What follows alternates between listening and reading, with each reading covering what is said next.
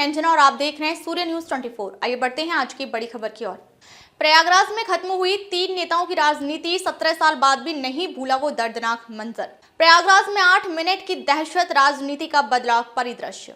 17 साल बाद भी राजू पाल हत्याकांड की गूंज, न्याय की प्रतीक्षा।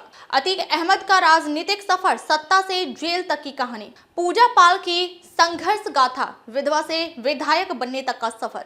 भूमिका: प्रयागराज का सोलेम सराय इलाका, जहां 17 साल पहले एक दर्दनाक घटना घटी थी, आज भी उस भयानक दोपहर को नहीं भुला सका है। यह वही जगह है जहां 25 जनवरी 2005 को बसपा विधायक राजू पाल की निर्मम हत्या कर दी गई थी।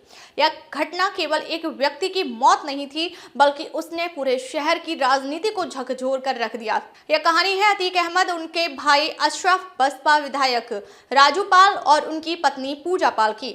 उस दिन जो हुआ उसने प्रयागराज की राजनीति को हमेशा के लिए बदल दिया है। आइए इस घटना को विस्तार से समझते हैं।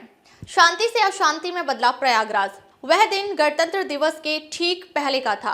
पूरा इलाका देशभक्ति के रंग में रंगा था। दुकानों में तिरंगे बिक रहे थे, देशभक्ति के गाने बज रहे थे। लेकिन उसी दोपहर सोलेम सराय में अचानक गोलियों की गूंज सुनाई दी, जिसने पूरे शहर में अफरा तफरी मचा दी। बसपा विधायक राजू पाल अपने काफिले के साथ SRN अस्पताल से घर लौट रहे थे। रास्ते में जब इस सोलेम सराय के GT रोड पहुंचे, तभी एक तेज रफ्तार मारुति वैन ने उनकी क्वालिस को ओवरटेक किया और सामने आकर रुक गई। इससे पहले कि राजू कुछ समझ पाते, उनकी गाड़ी बांस बल्ली की दुकान से टकरा गई। हत्या की योजना और खौफनाक मंजर। वैन से अचानक हथियारबंद लोग उतरे और चारों ओर से गोलियां चलाने लगे। 2 हमलावरों ने काफिले की दूसरी गाड़ी को भी निशाना बनाया। किसी को बचने का मौका नहीं मिला। गोलियों की आवाज सुनकर लोग इधर उधर भागने लगे। पहले 4 मिनट तक लगातार फायरिंग होती रही। फिर अगले 4 मिनट तक हमलावर यह सुनिश्चित करते रहे कि राजू की सांसें थम चुकी हैं।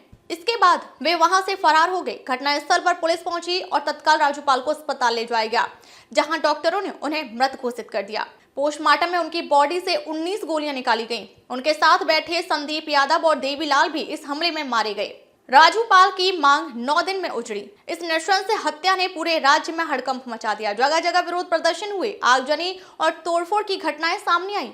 स्थिति को संभालने के लिए प्रशासन को PAC की तैनाती करनी पड़ी।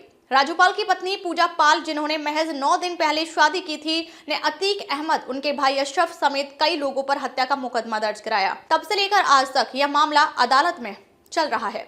अतीक अहमद और अशरफ राजनीति से अपराध की ओर। मार्च 2004 में अतीक अहमद सांसद बने और उनकी खाली हुई सीट पर उनके भाई अशरफ को टिकट मिला, लेकिन चुनाव में राजू पाल ने उन्हें 4000 वोटों से हरा दिया। इस हार से अतीक अहमद और अशरफ बौखला गए। 21 नवंबर और 28 दिसंबर 2004 को राजू पाल पर 2 बार जानलेवा हमले किए गए, लेकिन वे बच गए। उन्होंने पुलिस से सुरक्षा की मांग की, लेकिन इसे गंभीरता से नहीं लिया गया और फिर 25 जनवरी 2005 को उनकी हत्या कर दी गई। राजू पाल के संघर्ष की कहानी। राजू पाल की मौत के बाद हुए उपचुनाव में बसपा ने पूजा पाल को उम्मीदवार बनाया, लेकिन उन्हें हार का सामना करना पड़ा। हालांकि 2007 के विधानसभा चुनावों में उन्होंने जीत हासिल की और विधायक बनी।